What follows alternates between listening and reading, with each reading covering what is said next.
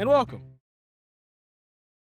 to the SimmBros Pod. You did it again. Yeah, you did look at me. Lock in. You didn't. Either way. Welcome in, people. Welcome in. I'm Chris. I'm Cam. Yeah. You're supposed to see the episode, and together. Oh, that's right. We're the SimmBros. Episode 34. We're here to talk sports, people. Episode 34. Episode 34. That's the Shaq episode. Okay. We're on Finally, we're on the Shaq episode. Moses Malone episode. This was Karl Malone 34. 32. 32. And we're not talking about Karl Malone. Yeah. Okay.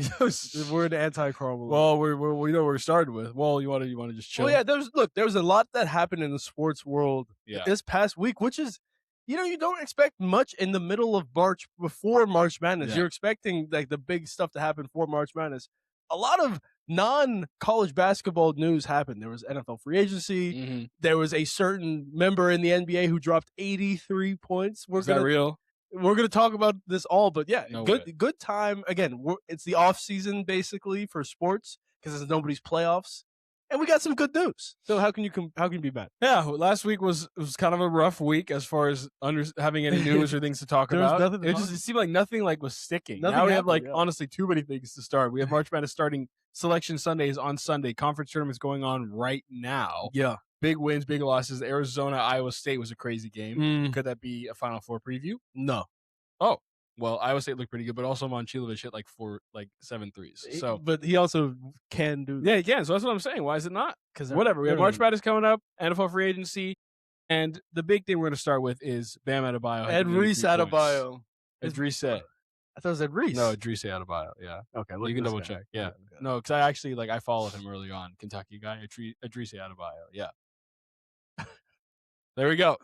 83 points, beat Kobe's record, second all time. Honestly, probably first all time if you really want to count. If we're counting it, Will did it. I believe in 1962. I believe was the year. Who won the finals that year? No, 69 is the first year I know. Okay, there we go. So let's go. But honestly, if it's any, it probably was the Celtics. This is just unreal. Yeah. First of all, before we get into this, Bill Russell. I mean, one of the ultimate winners in humanity. Look at any aspect of anything. Wars, communism, I don't know. Yeah. Wow. Bill Russell won more than most people. Whoa. Unbelievable. Anyway. 11 rings. What are we talking about? What's your amount of rings? Steve Kerr has been on 3 of the greatest basketball dynasties ever. A part of, not even on. Yes, a part of. Yeah, exactly. Yeah. The 90s Bulls, the 2000s Spurs, and the 2010s Warriors. And this guy's got 9 rings. 2010s. And he was a coach. Bill Russell got 11. So that's actually... basketball wasn't even basketball. No, but think about it. You were just tall and African-American and you win. African. What are we on? We're on Fox? Hey, I don't know. You got to check it out. Okay, let's go. Bam Adebayo scored 83 points. And genuinely, I'm pretty upset about it because, as you guys know, from LA, Kobe fans, Lakers fans, and there is a huge difference between Bam's 83 and Kobe's 81, which is, I think, what we're going to discuss. No one saw Wilt's 100. I have no idea. For some reason, there's video from other areas. Video from the 1900s. Yeah. But nothing from 1962 when he dropped 100 points. Just not even anything. There's no. We have a score sheet somebody took track of. But either way, the difference between Bam's 83 and Kobe's 81, people might not understand this. They're going to look at the record books. Maybe people are too young or their fans are going to say, "Oh, 83, that's more than 81." Great, right? No, not great. Because the main difference between the 2 points was a team needed Kobe. The Lakers needed Kobe to score 81 points to win the game. And he got subbed out when the Lakers won the game. The Heat did not need Bam to score 83 points. Yeah. The Heat won the game in the third quarter. I mean, at the absolute latest in the third quarter. And truthfully, and this is what a lot of teams do against the Wizards because they're trying to lose. They sit their stars in the fourth quarter because they already won the game. Yeah. And the Wizards are trying to lose. Actively. So Bam obviously stayed in the game, and the Heat were doing everything in their power to get him to break the record. And he was just cooking, right? It's not like he was hot and dude, every shot he put up went in. It's that's what happened with Luka when he got a 73. I think Luka took 20 something. I think it was 18 to 30 or something like that. Yeah. No, it was even better than that. Oh wow, yeah. And you're wow, he just got hot and that's unbelievable. Congratulations to him, and that's actually way more impressive than what Bam did. Bam shot 46% from the field. 40 plus free throws. Yeah, but 40 plus free throws because his team was getting him opportunities to, manufacturing opportunities to get him points. Even though the game was out of hand, it was against basketball rules. So that's why I'm a little bit upset about it. How do you feel about it?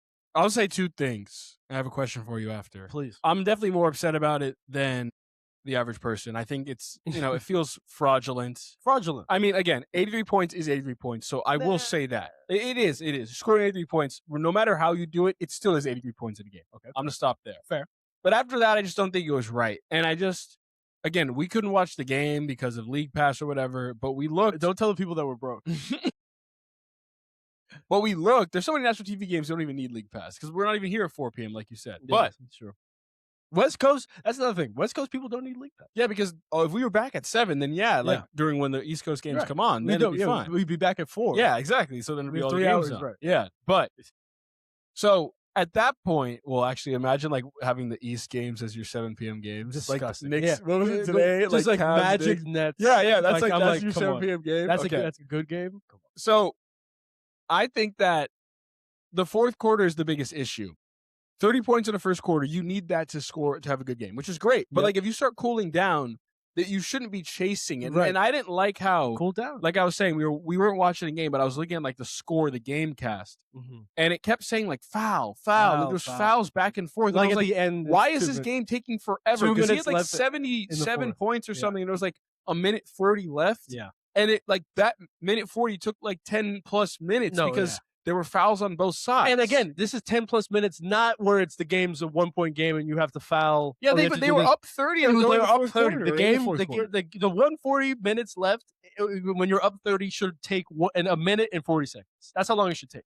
But everybody kept getting fouled. There were so many different defensive violations and free throws and all this kind of thing because they were manufacturing free throws for Bam Adebayo, who didn't even need to be in the game at the time. So, but anyway, you said you had a question. Yeah, I had a question for you. So I don't think it's ethical, him getting the 8 to 83 the way he did. But at the same time, would you do differently? If you were Bam, because I know Kobe, there's a Kobe one where he has 62 at the end of 3. That's what I was literally about to go to that. I mean, Luka had a 51-point triple-double on Thursday, or almost triple-double, and he took himself out. And someone just asked, "You want to get a triple-double?" He said, "I don't really care." Right. So I know a 51-point triple-double is different than 83 points. For sure. Definitely. Do you sub yourself out? Or do you say, what are we doing here? Or, do you blame the Heat for going after the record? Spoelstra says he doesn't apologize to anybody. Can you really blame him for pushing it? I respect Spoelstra having that stance. And I do too, actually. It's just your player. Me too. But, I think I'm sure he probably asked Bam, "Hey, do you want to go for it?" Yeah. And Bam was probably like, "Yeah, I want to go for it." Which, look, I also respect if you want to go for it. Oh my! But actually go for it. Everybody and their mama should be going for 84 points. Yes, 100%. But that's the issue. So if Spoelstra probably asked him in the middle of the third when they're up by 25 and the game was out of hand, the Heat won the game. He said, "You want to go for it?" And Bam probably said, "Yes, I want to go for it." That's fine with me. I'm all for that. But then once it gets to 2 minutes left, he's at 77 points and he's missing his threes. You know what? That's it. That's your shot. Agree. That's your shot. He had, how many threes did he take in the last 3 minutes? I think he took a lot. 4 or 5 because they kept getting rebounds and he kept shooting and missing threes. That's it. You had your shot and you still had 77 points. That's unbelievably impressive. Bam Adebayo having 77. That would have been the 5th most all time, right? And so, but now when you just have this these fouls and foul baiting and triple, it just wasn't basketball. It wasn't, and that's what JJ Redick said. And I don't. That's what Ime said. Yeah, that's what Joe Mazzulla said. No, I don't agree with Redick all the time, but it wasn't basketball. I do think, and that's the difference. I do think the basketball community has come together on this. I think they were don't Heat tell fans. The Heat fans. Yeah, they're Heat fans who were like, "What are you doing?"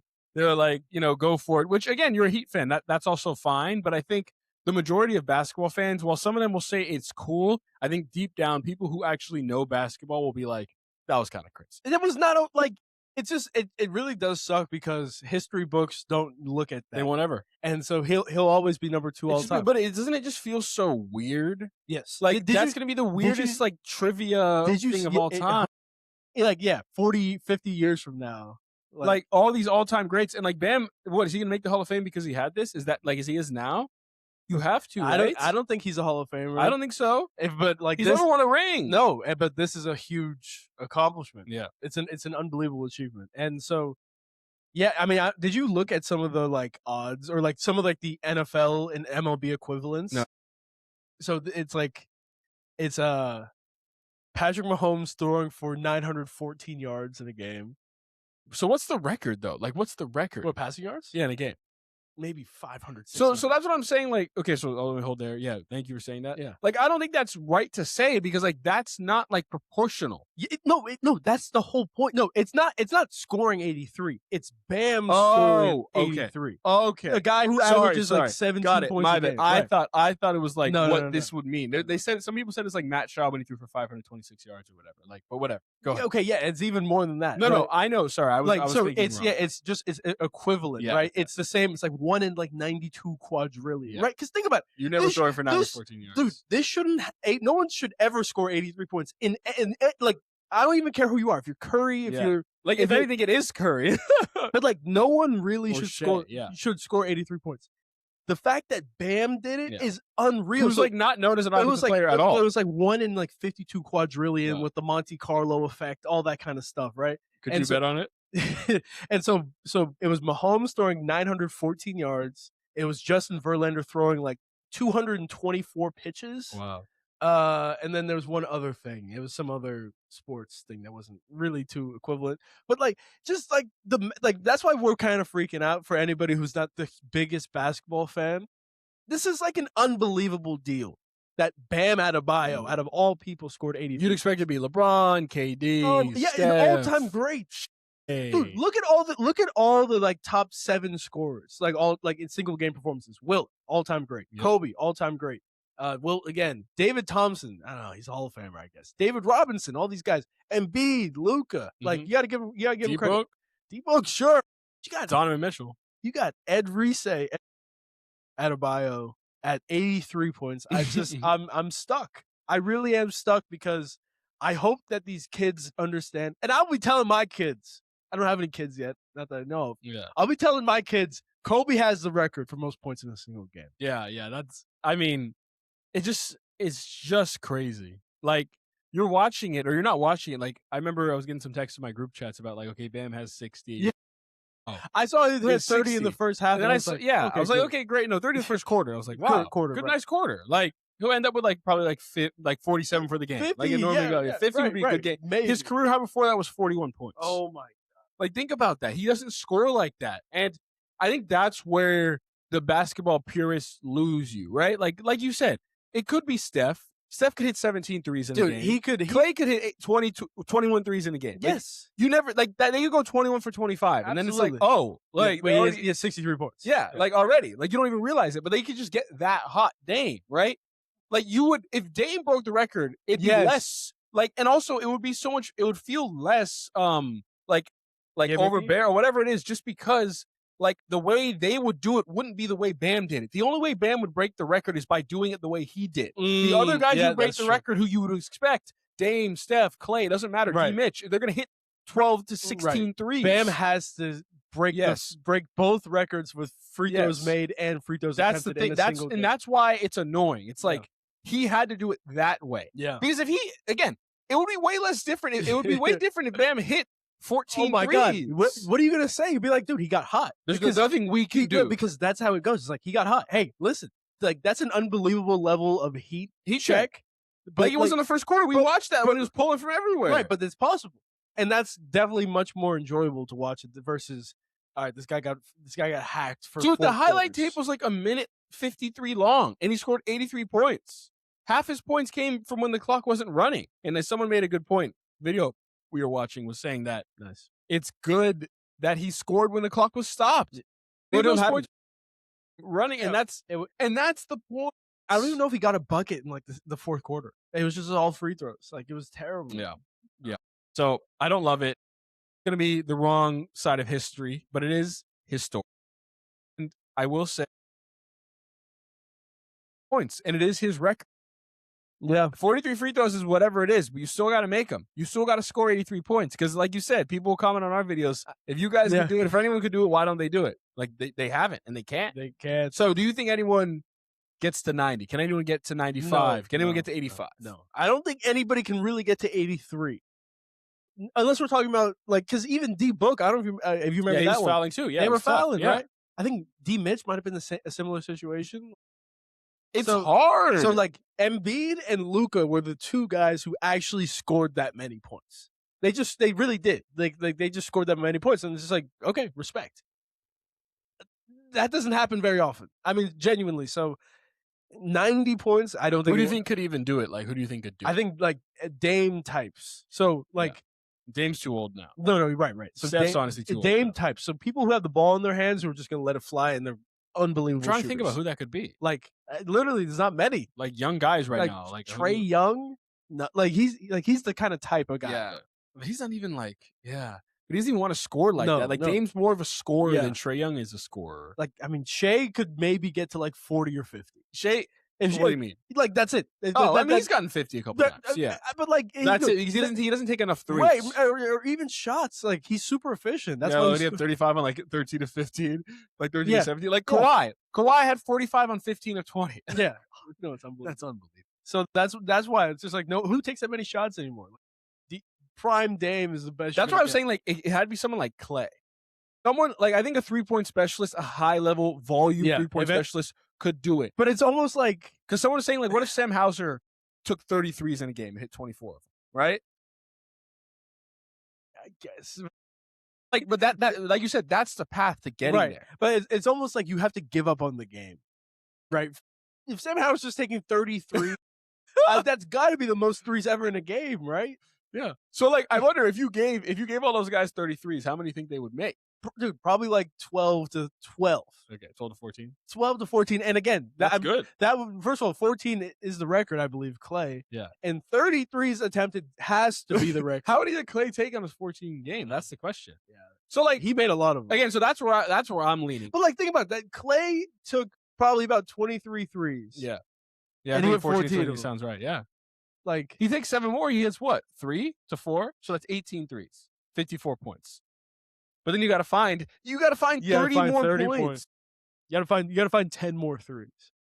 Yeah. So this is making me think. No, it's a lot of points. You know, this makes me even more mad. No one's going to touch it. That's why we were all like, okay, great. People get 70. I'm like, oh, wow. So I saw maybe at 70. I was like, okay, he's at 77. Yeah. 77. I'm just looking at Twitter. Do you think the reaction has been good? I haven't listened to like any I'm listening to Bill tomorrow. I have Zach Lowe on tap too. I think if you're not a Heat fan, Legler's on it too. So. Yeah. He's on it? Nice. I also saw Tim McMahon didn't like it either on the Hoop Collective. How can you? Yeah. Like, you know what I mean? Like, how if you really do love basketball, it's not basketball. Every single basketball purist we know who's way better than any podcaster we know, like all these coaches and basketball players who know the game.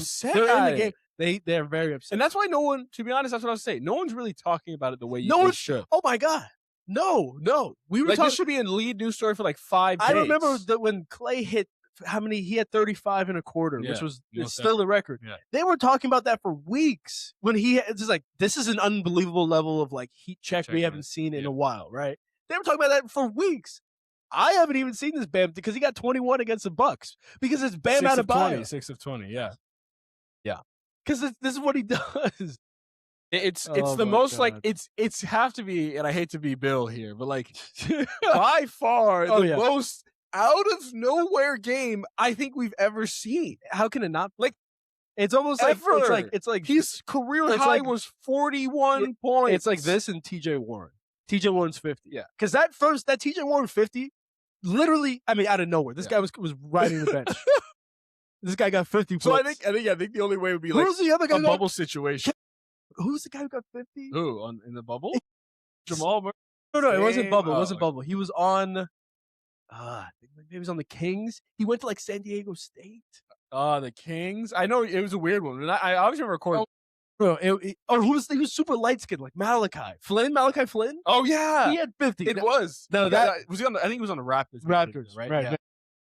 Yeah. Ball knowledge. Yeah, that was crazy. I remember that. But anyway, that 50 was got to be one of the most improbable 50s. He was hitting everything. But again, he was hitting everything. Yes, and he got 50. That's the difference. And all you Heat fans out there, I I will always say that he scored 83 because he did. It is still hard to hit 40 free throws in a game. But come on, man. Like, no one who watched that says this is good for the game. And that's why we made the video where it's a disgrace on basketball. Yes. And I think, honestly, it's super weird. Not weird. Like, this is a stain on Adam Silver. I think this is one of Adam Silver's stains.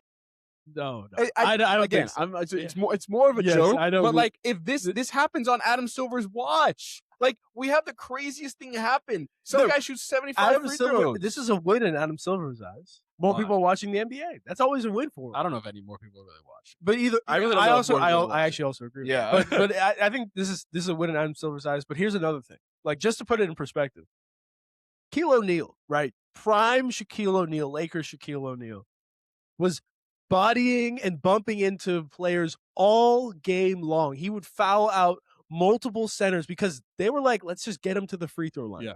Hack-a-Shaq was literally invented and coined to foul him away from the ball just so he'd shoot free throws, right? And Bam shot more free throws in this game than Shaq did in any one of his single games. Bam shot most free throws in NBA history. So that's all I'm saying. If people talk about Shea. So like, if you actually think about how many free throws he shot, Shaquille O'Neal was being fouled on purpose because no one could actually stop him. Yeah. And because he was a terrible free throw shooter. It was a double whammy. And he never even touched this. Yeah. So that's all I'm going to say. Very crazy. Yeah. Talk about the free Let's throws. stick in the NBA for a little bit, actually. I have a new topic for you. What you got?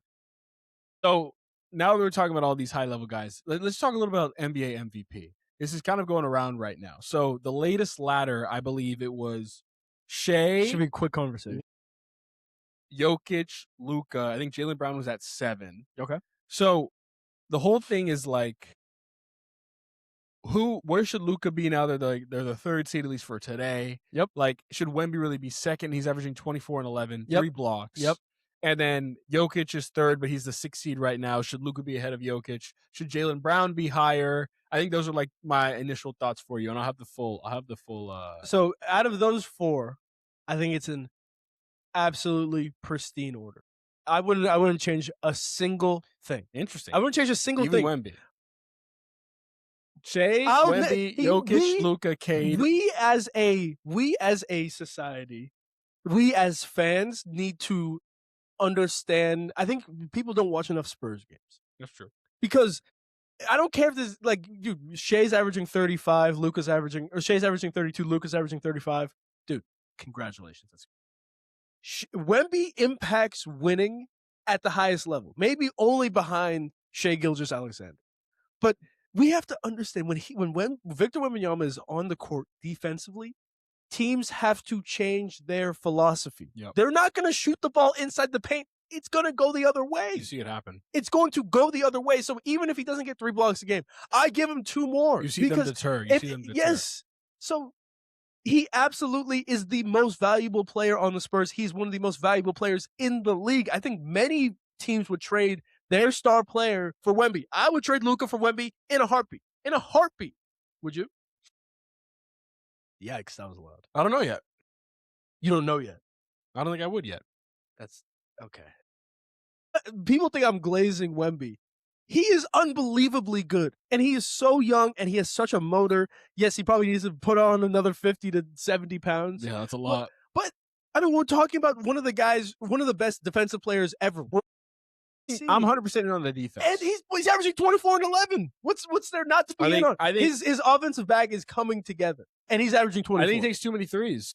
I know I'm old. He's taking less threes this year, by the way. Still takes a lot. I think he takes second most on the team. Yeah, but okay, they go in. It's true. Who else is going to take him? Castle? So I think for me, he can't shoot. I think for me, it would be Wemby a bit further down. I think Wemby would be 4th. God, personally, no. 3rd or 4th. No, I think so. There's no way Luka is above Wemby. Okay, so 3rd. I'll give him 3rd. I think Jokic should still be. But you can only make the argument with Jokic just because his individual stats have been fantastic. But he actually, they're not great. Yeah, exactly. They've been losing games. So yeah, I think if you're saying my argument would be if I have Jokic 2, then Luka would have to be 3. Then Wemby would have to be 4 because the individual accolades are good. Right? So then I'm going with that. So what's your argument? So your argument is more individual accolades. My argument is more just how much do you weigh? Yeah. My argument is more like I think Wemby's going to be the defensive player of the year for the next 25 years, however long he plays. I think that's fair. Well deserved, obviously. Yeah. And it's tough to say this, but it's like he also is 7'6", so it's like, oh come on, it's tough to say it. Come on, boo. You're better than that. I might be. I might just be a hater. Dude, there's been 7'4", 7'3", 7'1" guys in the league forever, right? And like, yeah, he's a great defensive. I said he should be defensive player all the They're not locks for DPOY. Yeah, they're not locks. But I'm saying, like, I don't think you can say, like, the defense. Listen, he's had a good offensive season. Again, it's only his second year? Third year. Okay. So I'm just right now, I just think the way Luka's playing lately is going to be a bit higher. I saw something that said Wemby, they would still be, if he didn't, all the games he missed, they would still be the second seed based off all the games they've won without him. So I think that's important. I don't know. That's definitely important. Okay. However, we have to understand, he would be the second seed because they won so many games when he played, and there's such a difference between the second and the third seed. But he's missed how many games? I don't know how many games. He's missed at least like 13 to 14 because he's like 2 away from. Okay. I know. It's not like Jokic is 1 game away. I think so. Yeah. So it's not like he's missed 3 games. Right. Okay. He missed 10 plus. But that's what I'm saying. They have such a lead on the 3 seed. It didn't matter if he missed 20 games. They were probably still going to be fine. Okay. Because there's such a gap between 2 and 3, seeds 2 and 3, because of when he does play, they win games. That's all I'm going to say. We got to put some respect on Victor Wembanyama's name, and I can't wait to see him in the playoffs this year. I really can't. I'm excited. When everybody has their eyes on him, you will really feel the fact, hey. I watch Spurs games. Yeah, but like we can't take layups. Exactly. Yeah. We have to get him out of the paint. Yeah, you can't take That's a whole defensive philosophy that most teams, because again, we talked about this, NBA, got a game every day. Yeah. You can't really game plan as much. Like, here we go. Let's shoot a bunch of threes today. But I think what we can agree on is that Shea is the MVP. Yes. I don't think it's close anymore. No. For what we saw this past week, we're arguing 2, 3, and 4. For what we saw this past week, it's no, he won it. And I, he won it twice. I have Laker friends who are just like, shut him out. No, who are just like, you're sending the Luka and Shea stats. It's like, and this is my point with that. Like you just said, 3 through 6, it's like Luka's leading to the 3rd seed when he has these stats, but Shea's the 1 seed that has stats a little bit less. Dude, the 3rd seed is way different than the 1 seed. And the 3 and the 6 are a couple.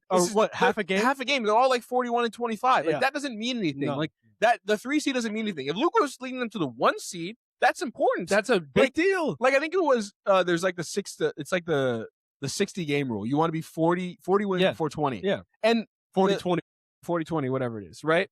And the Thunder are 50 wins before 20. So it's like, the Lakers are 41 and 25, which is like, or 40 and 26, whatever it is. Like their high watermark on a season, but the Thunder haven't been that close to over 500 the whole season. No. So it doesn't make any sense. And people like hate Shea, and I don't know. I don't get it. No, especially this year. I feel it's different. This year. Get it. I actually do get it, but genuinely, I think the more I hate Shea when I don't watch him play. Like when I see, fair. When I watch him these past 2 games, I'm like, when wow. I see him, okay, he got 41 again. I'm like, he hit 13 free throws. It's like, but he hasn't even taken that many free throws. But that's the thing. It's like, okay, that's fair. When you watch him play, you're like, all right, this guy's just gonna get it. He's gonna get his. You watched it last night against the Celtics. He's going to get his points. And then against who's on Tuesday, Nuggets. Yeah. It's just like he's gonna get his points. It's unbelievable. So. And he's taking. I would say I think he is taking a little bit less free throws than he has. Yeah. And like the thing is when you watch Luka, like way worse. The difference. Way that's what worse. I mean. And I think like when you watch Luka against the Bulls, that was the Luka you want to watch. It's like I don't care. I'm scoring. Yeah. Not I'm getting fouled. I'm scoring. Like. That is, and that's why I think like Shea has always been like a bit more of the foul baity-ish, but I think he's a little bit less this year. He's a little bit also. He's not a crybaby. No, exactly. Luka's a foul crybaby. Yes, give me the call every time, and I'm gonna yell at you until you. And even Jokic is too. It's a little bit different. Jokic, I think he's a big. No, right. I agree. Jokic, but I don't think he's a crybaby. I think he's on his own level where he's like.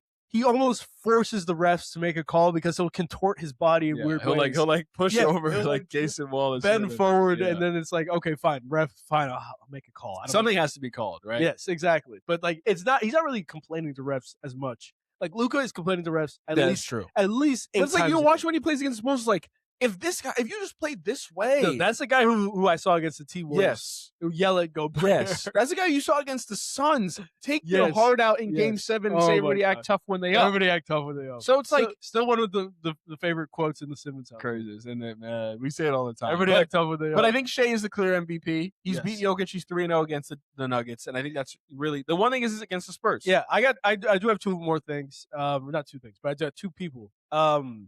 Jaylen Brown, absolutely. I think 6 or 7. Here we go. I saw on Twitter someone said he should be. Someone was like, I'm demanding Jaylen Brown is not going to be 7. And then someone's like, he should be lower. So, yeah. I have another name for you. Yeah, I got 6 or 7. But then this is probably the name you're going to throw. Yep. At number 5. Yes, he got to be 5. Got to put Kawhi Leonard. Oh, yeah. Got to put Kawhi Leonard in there. It's easy 5. No, because what is happening? He'll never win an MVP because he's not loud enough. And truthfully, which is unfortunate because he absolutely is cooking. The Clippers are winning games again. I would say he has he's every night. He should be second. Like honestly, he's unbelievable. He had 2 in his career. The most 40-point games he had in a season was 2. He's already at number 5. Wow. And again, in all of those, he's shot 60+%. It's like he's not even trying to have heat checks. Right. Usually when you're scoring that much, you're like, I'm just gonna take a couple more bullshit shots. Once he did that in the All-Star game, you're like, oh wow, he's coming different. Yeah, exactly. Kawhi should be. I actually had the realization we were watching. Yeah, we did. I said, Kawhi's one of my favorites. He was just interviewed and he's just like, oh man. They were watching some interviews. Like, can we just talk about the game? Yeah. Like they were saying, I think he threw his protein shake in his locker, and someone was like, "Did you throw up?" And he's like, "I just threw my protein shake because I was mad." He's like, the guy was like, "Why were you mad?" He's like, "Can we just talk about the game?" I love Kawhi. He's crazy. I need a Kawhi jersey. Dude, I want him on the Lakers. That'd be great. Jerseys, D-Head, Kawhi. Yeah. That's on the list. I need both. No, Kawhi should be there. I know they're just over 500, but no team has ever been 15 games under 500 to get back to 500. And this is with James Harden deciding just to leave. Saying, I'm out. But Garland looks good on the team, too. It's a good fit. Again, change of scenery. Good for everybody. Helps. Sometimes it helps. Garland was just running out of time. And I think he said something which is crazy. You might not even think about it. It's like, he said he's never seen sun really in January or February. Yes, yeah. Because he's always been on the East Coast. He's from New York or whatever. And he go to Van? No, where did he go? Vandy, yeah. So, I mean, I'm in Tennessee. In Tennessee, I heard it gets rough there. Yeah, but he's in Cleveland for 6 years, 7 years, right? I think he grew up in New York. Yeah, so he's like, I've never seen sun. No. And he just it's different. It truly is. Because when it's cloudy in California on a random day, it's also, you feel depressed. And it rarely happens in Southern California. Yes, exactly. So good for Darius Garland. Again, dude, it's always. I think this is the same situation with Kyler Murray as we transition. Another guy who early draft pick, franchise on the shoulders, now goes to a new team, a lot less pressure, and I think we're going to see success from both those guys. We already saw it with Darius Garland, but what do you think about Kyler Murray? I like where Kyler Murray's going right now. I think might as well Minnesota take a Vikings. shot. Minnesota Vikings. Might as well take a shot. It's $1 million, veteran minimum. Why would you not, right? I think change of scenery helps. The Cardinals organization is usually not an organization that does well. No. I've talked about this before. I think the only reason why they were even good in the past 15 years is because they had one of the greatest, maybe not one of the greatest, but a great head coach. A solid head coach in Bruce Arians who knew how to build a culture. One of the greatest ever? No. Sorry. I was going to say one of the great culture builders. That's what I was going to say. Oh, that's true. That's important. They had a great culture builder in Bruce Arians who helped mold something. They had Carson Palmer towards the end. Yes. That was the only time they were Larry good. Fitzgerald. Yeah, exactly. Pat P. They haven't been good since. The ownership sucks. Yes. And the worst. You had to pay for food. It's not you don't realize that. It's really funny that the NFL, the NBA, every place you think, you make the NBA, it's great. If you go to the Pelicans, it's the same way. The little cheap owners, the Bengals, things aren't as good as you think they are. But if you go to the Vikings, I know the Vikings had A+ a lot of times. Right? Yes. They're great ownership. The Vikings were one of it's the Vikings and the Dolphins were one of the two teams who they always get the highest on the NFL report card on everything. Everything's new. Locker room, food, treatment of families, ownership, coaching, staff, all that kind of stuff. Respect to the Minnesota Vikings and the Ross family owners in Miami. They actually care about their players. That's always what I would thought. And it sucks because you see, they haven't won, but everybody seems happy. We got guys who are fine, I'll retire. I mean, Harrison Smith, if he was a Panther, this guy would have retired so long ago. But he's been a Viking his entire career. He's loved it there. And that's what's been the whole thing. It's like you have to understand that about sports. Like every place you go to is not the same. Yes. You're not going to get the same amenities. Even the Chiefs. Even the Chiefs are great. They're low. No, they're very cheap low. for owners. And that's why, super like, cheap, yeah. you know, it's us coming from this place where we're not even close to the money they have. But it's like, I petition to make it like, you need to have X amount of money to be an owner. There are enough people now in the world. Or even just willing to spend X amount. There are enough, like it's like a salary cap, salary floor. Yeah, 100%. There's enough people in this world who are worth at least like $10 billion who can have teams. Obviously, not all of them want teams. But like you said, you must be willing to upgrade the locker room every 3 years, 5 years, whatever it is. Like you need to do that because your players are important. NBA players, NFL players should never be paying for food. I mean, especially NFL players who have to eat a lot for you and go die for you. And they have to eat a lot of food. They die. Yes. They go out, but their literal lives like NBA is like, whatever. They're just going to go out and hoop. Like, that's a little bit different. And they get paid more, too. Exactly. So it's like, that is big. Kyler Murray was thrown into that, thrown to be, you know, the savior of the franchise. Also had this whole baseball thing going on that no one really talks about either. Like, he was a high-level baseball draft top pick. 10. Like, that was a big deal to make that decision. Like a top 10 baseball pick and number 1 overall pick in the NFL. Like, obviously, NFL, you're going to take that. It's a lot of money, It's a lot of money and it's a lot of fame. So I like this for Kyler Murray going there. Fresh start. No real expectations right now, at least. But you think they're going to stop? You think they're not going to be expectations at all? I think there still will be expectations. I think this is, of course there are going to be expectations. You're a quarterback, number 1 pick. They're always going to be. But this is going to be the least amount of expectations Kyler Murray has ever had in his entire career, I think. At least professional career. Right now, everybody in Minnesota is looking at Kevin O'Connell and they're looking at J.J. McCarthy. They're saying, listen, do you got it? Because if you don't got it, we're ready to move on from you. Because you look at other quarterback situations where they were like, what's a good example of another quarterback situation? I can't think of one. Richardson? No, that's another example of this quarterback situation. But like another one where like you have a starting QB and you bring in somebody else and you're like, listen, we're still going to go with you. We just brought this guy in just to put a little fuel on your fire, but we still feel confident. That was Anthony Richardson. No. Oh, okay. Because they did not feel confident in him. I'd say they didn't feel confident. Like it's like they were talking about if another quarterback went to Philly right now. Okay. It's like Jalen Hurts is the QB, but hey, we're throwing you a little fire just to get you a little, you should be a little hot and bothered so that you play a little bit better, right? You don't get too comfortable. This is one of the situations where it's like, you mess up one time. We're watching you, we're taking notes on you. You mess up one little thing. It's like, oh, that's it. You're done. Kyler Murray, you're the starting QB. Like they're waiting, in my opinion, I think they're waiting for J.J. McCarthy to mess up because they just spent a 10th overall pick on him, on a quarterback. They're not willing to just dish him, move him to the side this quickly in terms of like he's already gone after one season. I think he still has to mess up in this season, whether that's the offseason or preseason or game 1 or whatever. But I still think J.J. McCarthy is the quarterback until further notice. That's how I feel. I don't agree with that. I don't think he is. Until further notice. Because I think it's a little bit different. I think Kevin O'Connell is weirdly not on the hot seat, but there's some inklings. There was talks. That's what I mean. Like, I don't think he's safe enough to start J.J. McCarthy and be okay with fair. No, I agree. Let me ask you.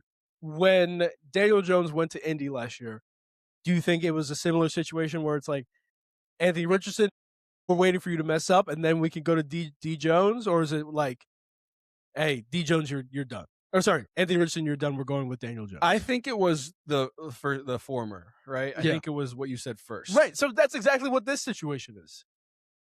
Okay. I think it's the exact same situation where it's like, listen, this is all you got, man. You better start cooking in the offseason. You better start cooking in preseason and in training camp. If you look good, but did you really? Yeah, that's what I think we were. Maybe we were wrong. Did you really think Anthony Richardson was the starter though? Because that's what you just said. I did.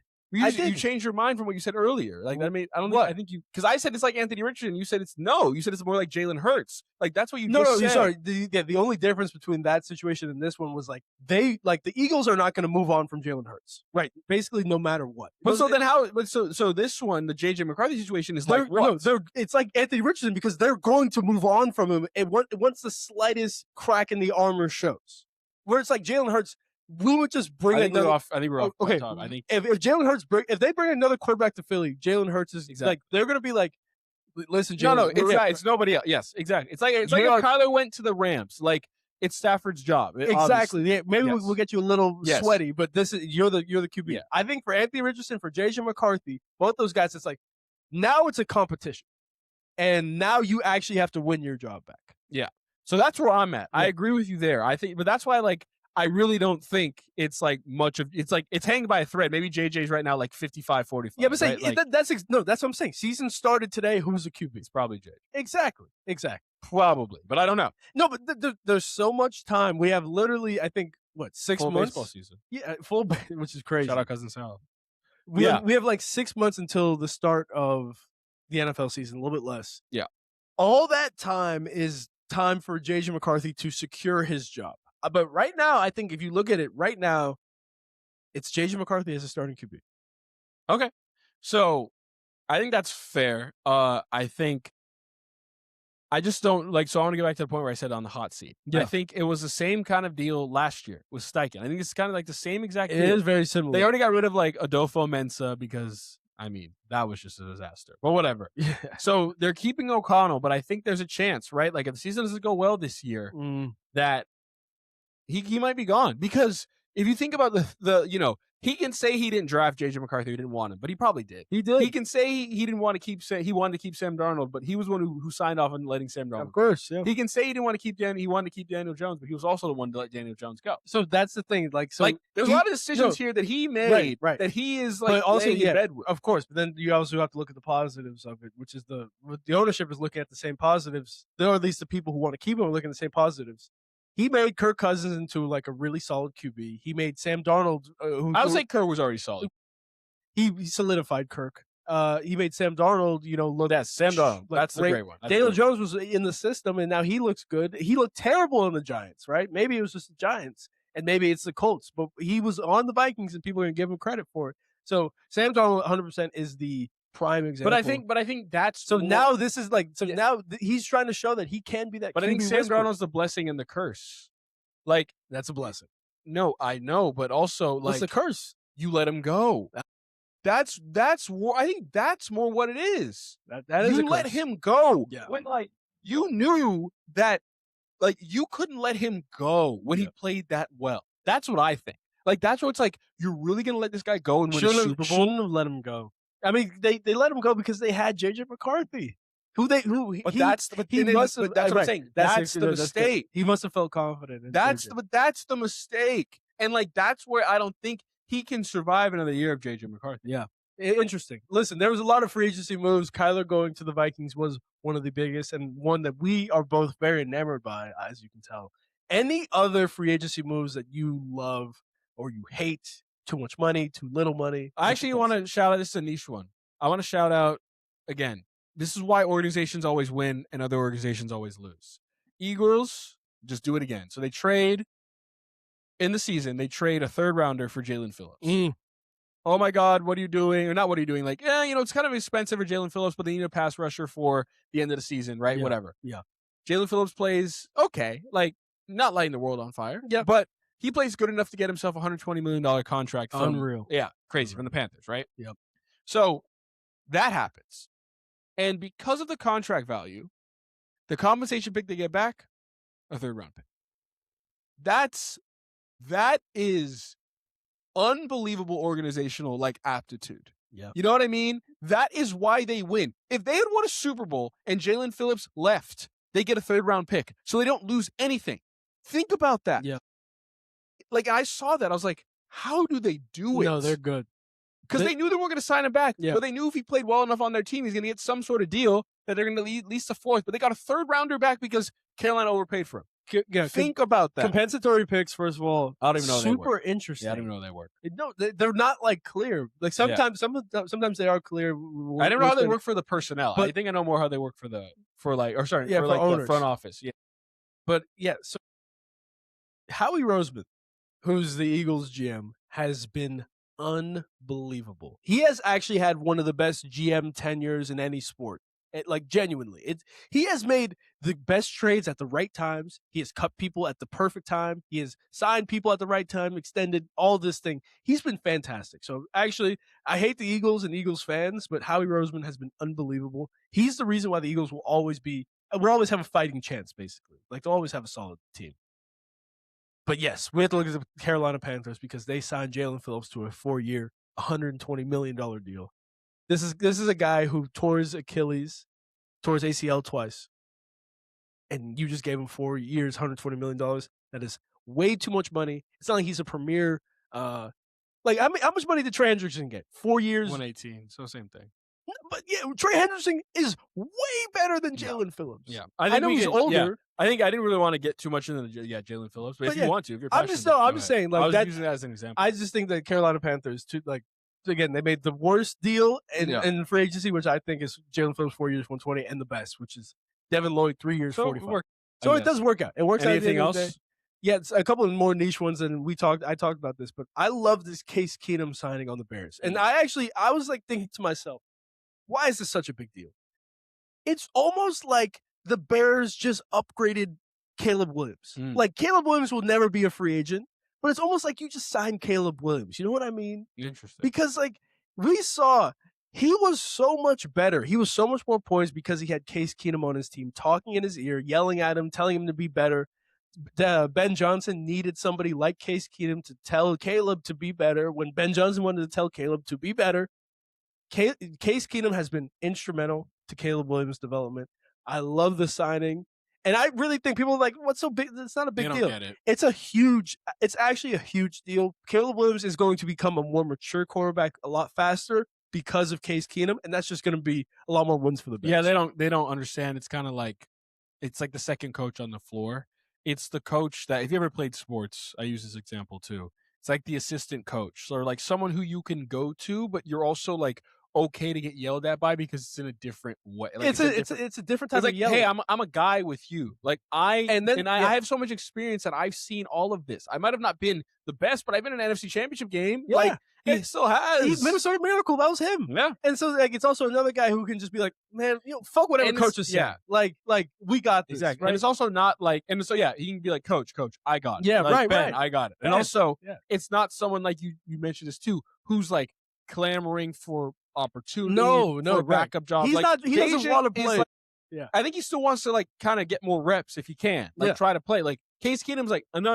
Like this is like my soft way to make more money before I have to go become a coach. Yes, like, exactly. That's the way. Like you get the NFL players minimum over the coaches minimum. Yes, I don't know what the coaches minimum. It's a lot less. I can tell you that. So I like that too. It's like a player coach. The Lakers had it. I always like to look at it. 2020 Lakers had it with Jared Dudley and even Markieff Morris. Yeah.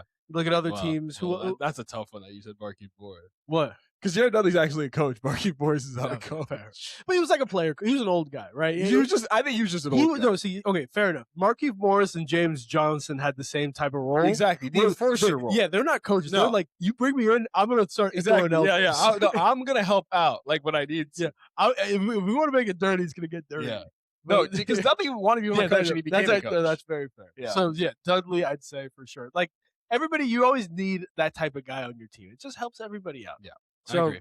I love that signing. Anything else is there? I mean, we've talked about the Crosby thing. That was Cowboys. Crazy. Cowboys people hating on us. It's okay. The Cowboys did nothing. And they actually, no, I will say, they did more, but it kind of feels like they've done a lot of nothing. They made a lot of moves, but like there hasn't, like what's really moved the needle? Splash. That's the thing. I think Cam Curl is fine. The NFC is going to be tough this year, man. It's really funny if you guys, whenever you guys get into sports talk, if you ever like make content around it. Unreal. It's the most funny thing because everyone and their mother hates the Cowboys and has hated the Cowboys. No, as fans. Cowboy fans, yes. They always hate the team. And I have like a big Cowboy fan in my life who hates the team. Yes. And I know who he is. Yeah. Like I know they all hate because all of them are the same because they haven't won in 30 years. Yes. Not even close. Haven't even gotten close. Yes. Yet when we make a video on something, everybody and their mother is saying we're wrong. And they love the team. Like so now they're defending the team that they've always talked about. That they've hated forever. And again, you can't defend Jerry Jones. I don't care. Like this is what I was saying, and we were talking about this before.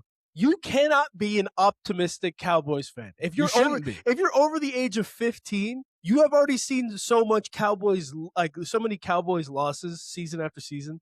You can't be an optimistic Cowboys fan and be like, "Oh, I trust Jerry. Jerry's been making great decisions." Like, Jerry hasn't made a good decision in 25 years. 35 years since he fired Jimmy Johnson. That was the last good decision he made was hiring Jimmy Johnson. Yeah. And so he hasn't made a good decision in 30 years. So what are we talking about? Yeah. Anyway, no, ahead. That's crazy. I was just checking the scores. Houston's up by 18 on Kansas. Any other free agency before we transition? I was going to say this Max Crosby situation. It was just super weird. You never see this, but always you have to remember that like these trades are always like pending physicals. They're always going to be pending how hurt somebody is or not hurt somebody is. I think the Ravens muddied it up. You just think they did it on purpose, right? Yeah, I do. You think they were going to do it the whole time? You think you got Trey Hendrickson like ball put to bring him down?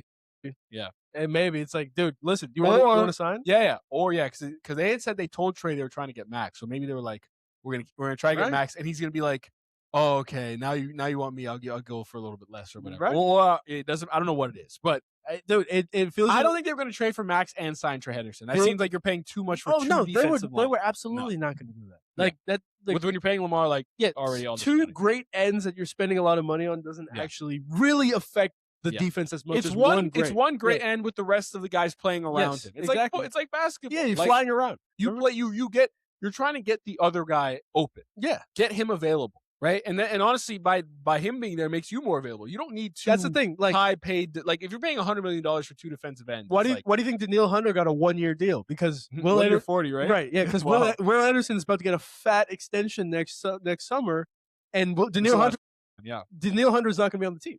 Like because unfortunately, you're going to have to pay Will Anderson. You better win right now. Exactly. You have to pay Will Anderson an unbelievable amount of money because he's that good, and Danielle Hunter is. Like also worth about he's worth $40 million. 1 year 40. So this is it. We always talk about the rookie window. It actually is so important when you really look at contracts. Like the Pats' best chance to win was last year, and if not last year, then it's going to be this year because after that, guess what? Fifth year option comes in, right? Drake May is going to start getting paid. No, this is Drake May's third year. I'm so saying we got 2 more years. Yeah, 2 more years. Oh, is it not fourth year? Fifth year option. Yeah, so you got 2 more years. 2 years. Well, 2 years. Yeah. Either way, 2 more years with the Pats because even after that, he's about to get paid, and then. Guess what? Everybody else goes down the drain. No one else's contract can be that high. It just can't be. It can't be. So with that, take a quick break. March Madness Selection Sunday is a day from now on Sunday. So tomorrow is how people usually say a day. So let's just talk about okay, maybe some high level ideas, thoughts, and then we'll do some trends. But we'll be doing all the brackets stuff all over our own social media. Starting Sunday, we'll be live full day, or not the full day, but once the brackets come out, we'll be live. First of all, everybody, if you haven't joined it, join our bracket. We are making the biggest bracket. We're having a big push on it next week. We are making the biggest bracket group in March Madness history. People, the link is in the bio, and you know that it is in the bio. So come join the bracket. Everybody's welcome. There will be cash prizes. Yep. Most accurate bracket gets $1,000 from us out of our pockets. 622 of you guys already in here, man. Let's go. It's like the Megala Bowl. If we get to 1,000 we'll people, think about it. We will heavily consider. We might bump it up. I think we could get to 1,000. I heavily consider bumping it up. Yeah. Anyway, let's get some thoughts. Let's talk some trends. What do you think? What do I think? Yeah, I said some high level. Oh, I can give you some trends. I was like, we can talk some high level ball, like kind of like what you're thinking. Like, is it again on all 1 seed? It's gonna be an all 1 seed Final Four. I guess we'll start there. Yeah, you know what? Can the 1 seeds be beat? I mean, Michigan had a tough game, close game. Duke had a close game against Florida State. They are beating Clemson relatively easy. Michigan had a close game against Ohio State. Arizona had a close game against Iowa State, but that's a tough team. And then Florida beat Kentucky pretty easily. And Todd Golden said we haven't trailed for them the whole game. So Did you see him clapping at Mark Pope? That is it. He hates him. Why does he hate him? He hates that. Oh, yeah, I did. Yeah. I don't know if I like that or if I hate that. I mean, he might go back to back. As a coach, I feel like you shouldn't be doing that. But I also respect that you're doing it. I really can't figure that out. How much if I like Golden or don't like him. But yes, I do think this is going to be one of the years again where it's gonna be 4 1 seeds, which is so boring. But these 4 1 seeds are actually just so much better than everybody else. that it really, especially with these 2 seeds really being as weak as I can remember, I don't feel good about any 2 seed. Besides maybe UConn, maybe. That's what I was going to ask you. If you had to pick a 2 seed, which one would it be? Michigan State, UConn, Illinois. I do like Houston. Michigan State, Illinois. I like Michigan State and I like Houston. Michigan State is losing to UCLA right now. That's also quite scary. But I will say, if a 1 seed didn't make it, which of that 1 seed would be? I think the 1 seed that wouldn't make it is Duke right now. Explain. I think they're having a good game right now, but Caden Boozer, he's playing better today. A lot of stuff's coming out on Caden Boozer, especially last night. Well, they were just saying like he was never actually that good recruiting because he's his brother. Oh. Like a lot of that's coming out, and the thing that happened was they were guarding him. I didn't watch the Clemson game, which looks like Duke is going to win, but they were guarding him like not at all. Oh, and at that point, that can't happen. And like as a point guard, like Ben Simmons, but at least Ben Simmons is like 6'10", right? At least. No, but he was a point guard. Yeah, no. Sorry, I know, right. But at least he's a big, like he can play inside or whatever it is. Like, you don't think it's different? No. I think it's the exact same. It's terrible. This is awful. But Ben Simmons was handling the ball at the top of the key. That's why all those memes that we see, because he's at the top of the key. And there's no 3 seconds. Right. Exactly. Right. There's no 3 seconds in the NBA when you're that far off from your guy. And there's no 3 seconds in college basketball period. There's no 3 in the NBA. No, yeah. If you're that far off from your guy, you can be if you that's why bigs can camp in the paint if they have a non-shooter. Yeah, you have to keep stepping out. Right, you have to do that whole thing. Oh no, you don't. You don't even have to do that. Yes, you do. And I mean, defensive 3 seconds is a real thing. It's closely guarded, so that's why Luka when he stands in there, he puts his foot in, then he steps up. Right. So, but I still think. You can be in the key. No, wait, no. What am I saying? If you're guarding someone close, you can be in the key. That's it. Right. That's what it is. Sorry. Closely guarded. I had it backwards. Okay, yeah. So either way. In college, you can stay in the key. Yes. No 3 seconds. If you're getting guarded like that, that's and I know Florida State has been a tough matchup for them. The only tough ACC. They won the first game by 4 points and the second game by 1 point. So no, that's a serious issue when you consider losing Caleb Foster is really important. When you consider how Duke mainly scores, like. Here, Isaiah Evans is going to benefit from it because there's going to be another guy just camping in the paint, which is great. Isaiah Evans is going to benefit from it. But when you look at the main guy, Cam Boozer, he is a down low post guy. Boom, we're just going to throw another guy at you. And look, Caden Boozer, you shoot 3. Like, we want you to. That's the best option for They'll keep giving it up. And so it's just rough. The doubles come, like you said, and then it's also like Malik Brown can't shoot either. Like, where's he going to go? You want to take him out, then you bring in like Hemenya or whatever, and there's not a ton of ball handling. There might be ball handling, but there's not a ton of offensive ignition. No. That's where the one thing I'm missing. So right now, I think I would say Duke is my scary one because of no Foster.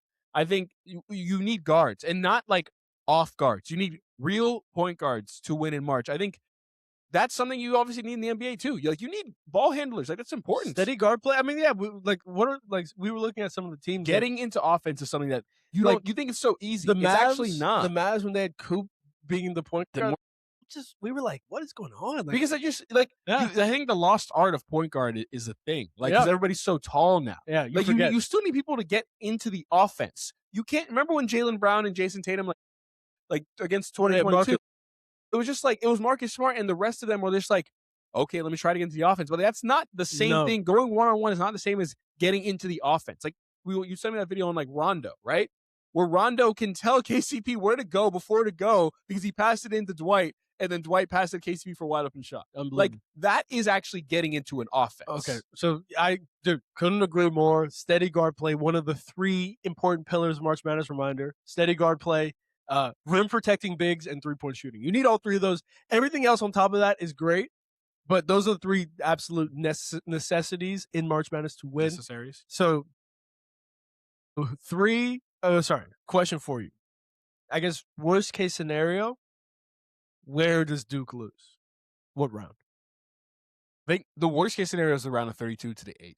Do you think, is that really possible? Is that possible? I don't think that's super possible, but according to some of my Duke guys, we could. The way Duke played on Thursday. But I think the most likely outcome is them losing the Elite 8. I think they should get to the thinking Elite 8 is low-key almost worse than Sweet 16. It is. That's what I know. No. So I think this is how it goes. I would say round of 32 is worse. Yeah, okay. Well, look, in my opinion, I don't even think they can lose in the round of 32. Okay. I think they're just defensively, I think they're that good. But it's when you look at the Sweet 16, I'm like, you lose in Sweet 16, it sucks. They played 04. When you lose in the Elite Eight, now you were talking. Can you explain why the Elite Eight so important? Now you understand when I was calling you hyperventilating on the day before, or the day of that please, game. No one knows what you're talking about, so please explain. The Elite Eight is the worst. Like, you don't want to get to the Elite Eight unless you win. Like, losing in the Elite Eight is the worst because, for people who don't know, is that, people only think the winners get rings, right? Or you get championship rings. But actually, like, there's 4 regions in the NCAA tournament, and the winner of each region also gets a ring. Nice. So you kind of get because making the Final Four is important. That's a big deal. That's why it's a whole spectacle and everything like that. You go to a new stadium, you go to a football stadium.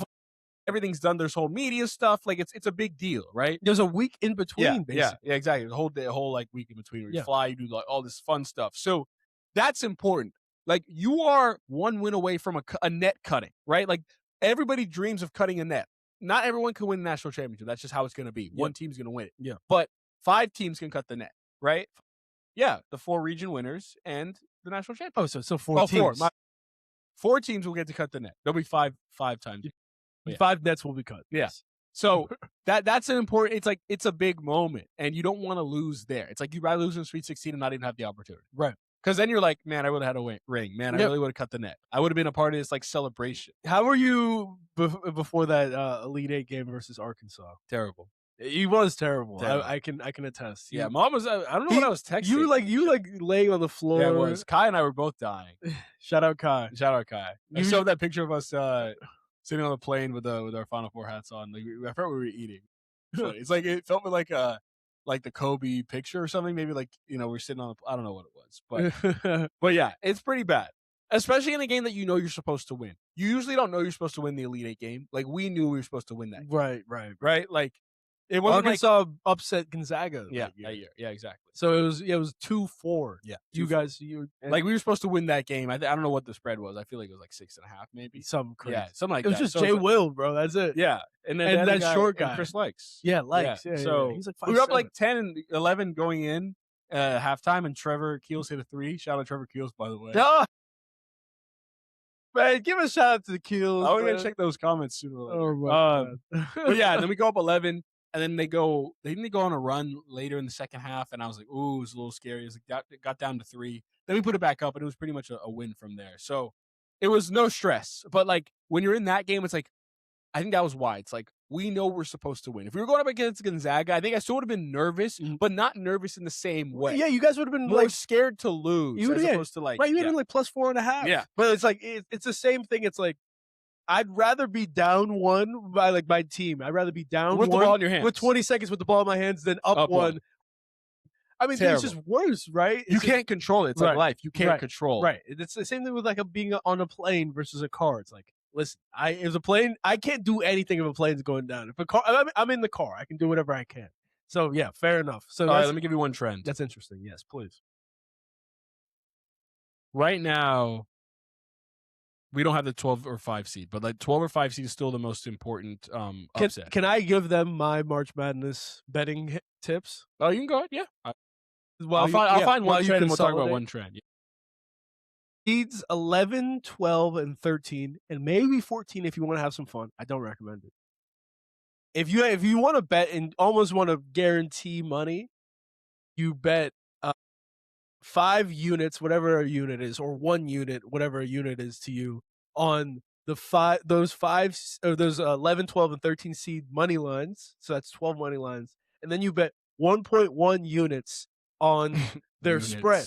Units. It's whatever a unit means. For some people, that's $1 million. For some people, it's $1. Respect to both people, but that's the March Madness betting trend, and you should make some money off it. It's almost a lock. So that's my favorite thing. I always do it every year because there's always an upset, and most of the time, even if there's not an upset, the game is going to be pretty close. Interesting. Okay. So I have one interesting one for you. Please. So I'm a bit more in depth. So the first one I'm going to do is, in 12 of the last 13 tournaments, a first 4 team has won a round of 64 games. Oh, okay. So that's Well, that's usually going to be an 11-6. That's almost always an 11, right? So it should be an 11. Yeah. And there's a 16. There's a science behind it, right? You've been in the fire for a game. Yeah. You have that advantage. I don't care how good the other team is, and usually a 6 seed isn't all that great.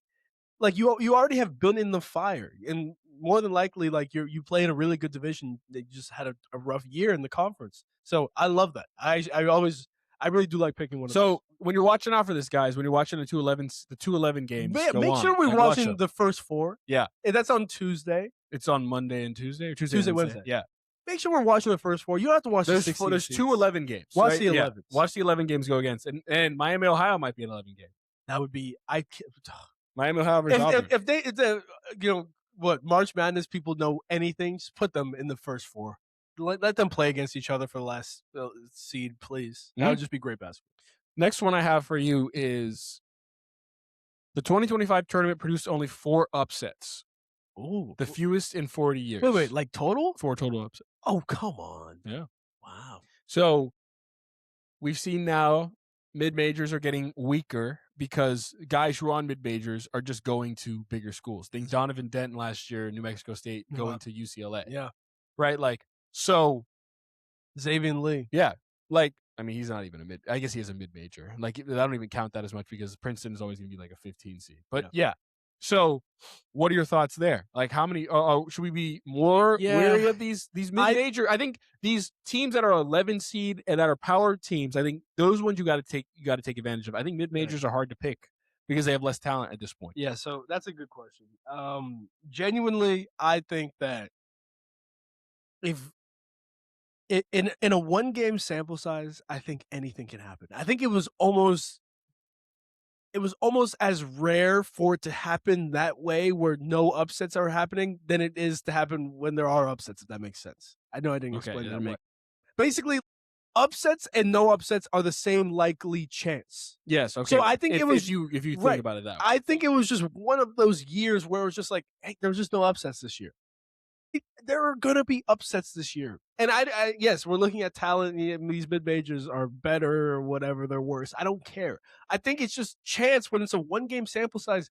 Nobody can really predict what's going to happen all these many times. So I think this is going to be one of those years where the upsets are back. I don't think it's going to be a 16-1 or a 15-2, but I think 100% we might see like a weird 11 seed make it to the Sweet 16. That actually helps me out right there. Go ahead. So, in the last 2 years, only 2 double-digit seeds have reached the Sweet 16. But, like you said, both were from power conferences. Yeah. NC State and Arkansas. So, I think it's hard to pick someone like last year, like McNeese going to the Sweet 16. Right. Like, you might get a game in, but once you're playing against a better conference. That's a good one. Yeah. You should write that down. Okay, yeah, I will. Yeah. So, like, that's an interesting one, like, who you play. Like, if you're a high major team who's playing high major basketball, like you have a chance if you're a double-digit seed. If you're a 12 seed who's a mid-major who beat the 5, like great. Same was it Colorado State too. Like, it's like the same thing. I guess they are technically a high major team, but exactly. Like, that's an interesting one to think about. Those smaller mid-major it's almost schools like I mean, UCLA. That was when the Pac-12 was solid. When they're always going to be power. They made it to the final or championship game. Yeah, no, Final Four lost to Gonzaga. It's a championship game. Nope, Gonzaga played Baylor and lost by a lot. Good call.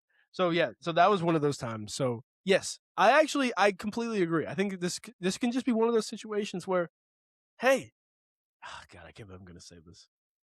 Hey, Auburn might make it just because they've been in the fire. I think, but if they even make the tournament, right. I think they will be a first. I just don't think they're good. But Miami, Ohio is going to lose that first round, and if not, absolutely will lose in the second round. Absolutely. And look, if they somehow do make it and they beat Auburn, the Sweet 16. Everybody is going to pick them in the first round, and I'm not. Honestly, I wouldn't either. I'm not going to pick them. I don't think they're that good. They've lost a great amount of games. Yes. So I agree. Like, not lost.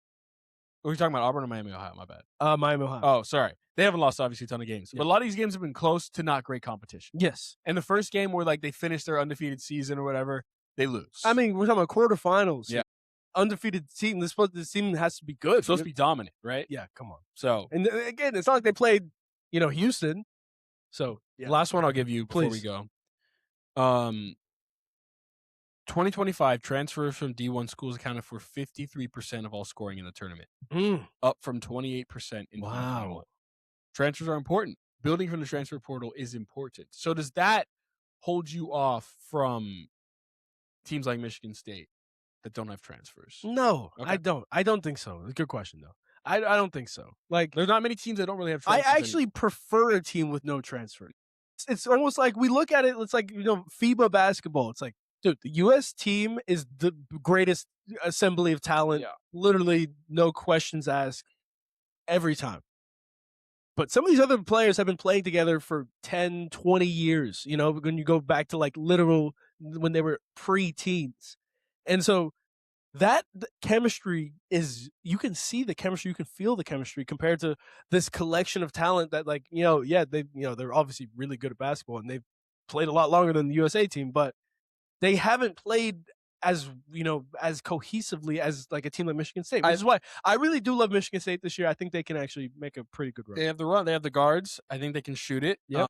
I don't know if they have a rim protecting big or is he big? Kohler or whatever. He's not a rim protector. Yeah, definitely not. Yeah. Which is why they can't win. But I will say, I think that's a good point. I think the right transfers are right.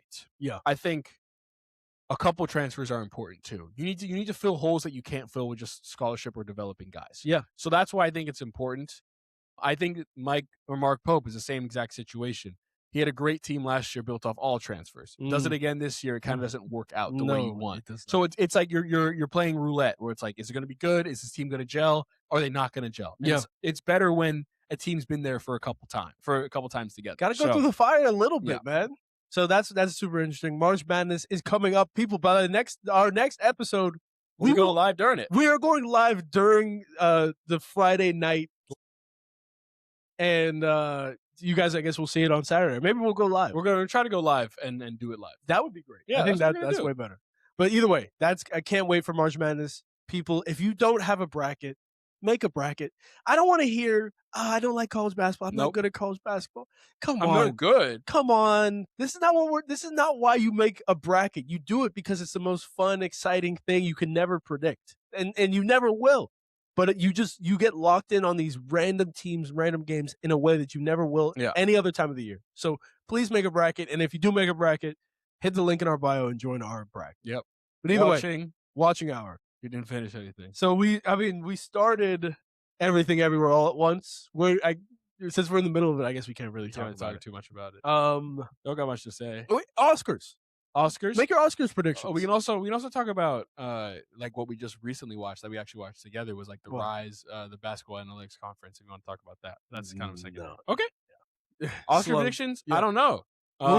Best picture. You saw one battle. I did listen. I listened to some of Fantasy. Yeah. Okay, but look, in this case, you actually saw both the movies that like it's really between Sinners. I need to watch them again. It's between Sinners and OBA. So, like, between basically for every award except for Marty Supreme, best actor, best picture. I would go one battle after another, and I just think because I'm more traditional in the story, like I'm a bit more like I want my best picture to not be like a zombie. Yeah, I get it. I get it. It's a great story, but like I don't want this is not a best picture. Right. No, I actually a real story about real things that happen and I think that's for me. It should make you think a little bit. I think it is it's like mine is it's a heavy favorite, right? Yeah. Yeah. Picture is heavy favorite. Like I think Sinners was great, but it's more of a gimmick movie versus like a best picture movie. So that's at least from my. It's like a DK Metcalf of movies. Yeah, exactly. Like usually, it knows what it does, but it's like the same thing. It's like when you're watching like whatever that show is, Sterling K. Brown. It's like I don't want a show when there's no light out, like when in a dome. Like that's not going to win an Emmy for the best show in my opinion. Right, and like Pluribus, I think is another example. Like they won't win best show. No, the best actor. Fair enough. Because it's like a weird show. So I'm going that. I don't know what you do. Best. I would agree. I just preferred. I enjoyed One Battle honestly over Sinners anyway. Yeah, I thought we saw Sinners in theaters. Yes, we did. Yeah, here, it was first movie ever. Yeah, 100%. We literally have not been. We should go back. I know. Okay, I mean, look again this summer, The Odyssey, Dune Part 3, which we're gonna see. People, don't worry. I think I brought a whole pasta to that. You did. It smelled. No, it didn't. I'm just kidding. Dune Part. Wink, wink. Dune Part 3, we are gonna see in theaters. you will be there, and you will have seen at least part 2, and we'll get a great recap. You didn't even get your noms, or who do you think? Oh, sorry, I was just getting through the movies we're gonna see. But But anyway, yes. So we will be really doing best picture. We will be best back. Actor, we will right? be back in theaters. Yeah, best picture. I would also agree with Oba. Best actor. See, my thing is, I've seen Leo in basically every movie he's ever been in, and this was not one of the better acting performances of memorable. Leo. Right? It's like he was great in it. He's fantastic in it, but he has been in movies where he has made the movie, elevated the movie, stolen the movie. I don't think this was one of those where he stole the movie, and I don't think his character was written to genuinely be a Best Actor nomination, right? Where you look at a guy like Marty Supreme, like Timothée Chalamet was in the movie like 78% of the time. Yeah. Like of the entire movie, he was in it. That's a Carrie. Right. That's a Best Picture. LeBron 2018. That's a Best Actor nomination that's worthy. Michael B. Jordan, 2 characters. It's a little gimmicky, but it's also like they were distinct. Like it was pretty clear. Yes, obviously one's wearing red, one's wearing blue, but you knew they were different characters, right? Like they acted differently. Like you never really got confused. So you had to give them credit for that. There was a true distinction. I didn't see Marty Supreme, not gonna lie. So I'm going with my guy MBJ, and you know what? For the community, gotta give it to Michael. I think the only other option is Wagner Moura. No, it is Marty Supreme, right? I think that's the only other. Like he's second favorite. Oh yeah, it's minus 150 for like plus 150. Right. Yeah, so he's pretty close. But I heard something where like people don't like him as much. No, and like here's another thing. This is actually a quick thing. Oscar voters, I hate it. I mean, like it's like because it's all anonymous, and all these guys they can say like, "Listen, I didn't see this movie." Yeah. What do you mean you didn't see the movie? You don't have to. Then you don't vote for it, right? That's what happens. Of course you don't vote for it. You didn't see it. Yeah. Like what do we like? No, because the Oscar comes in ranks, right? You don't actually vote for the movie. Don't you rank? I'm pretty sure that's how it goes. No. Really? No, there's ballots. Yes, where you pick. Oh. Yes. Okay. Maybe I'm wrong. It's unbelievable. And what are you looking it up? No, I'm not. So then, like that is actually I think most award voting is terrible. I think MVPs in every sport. Yeah, let's get all the columnists to vote. Come on. But this is the worst because people don't even watch all of the movies. It's unbelievable. Hate it. But either way, Best Actor, yeah. Now, Best Supporting Actress. You saw both these movies too. This is another little bit highly contentious. The woman from Weapons, Amy Madigan, or Tiana Taylor from One Battle are the top two right now. I'll go Tiana Taylor. Really? Actually, I would go Madigan. I think Tiana Taylor wasn't in the movie enough. I think Madigan wasn't in the movie enough. But like, I think she kind of stole the show when she was like I was like, oh. But also that was because she was in the movie at the end. Tiana Taylor was in the movie in the beginning. It's true. But that's the whole point, right? Okay. Either way, and then Best Actress, they're saying it's one of the best in a while. Like, who? It's Jessie Buckley, one of the best performances like of the decade. What movie is it? Hamnet. Did Bill Simmons say of the decade? He actually did say of the decade. he actually did. Was it good? We have to see it. No, I don't think it's a movie we're gonna like. Yeah. But it's a performance that should be memorable. Selection Sunday, the Oscars, a great day of sports, a great day of culture, a great weekend. Enjoy it. A lot of us need it more than others. Sun, people. A lot of us need it. Not me specifically, but yes, a lot of us need it. Yes. You specifically. Yes, I do really need it.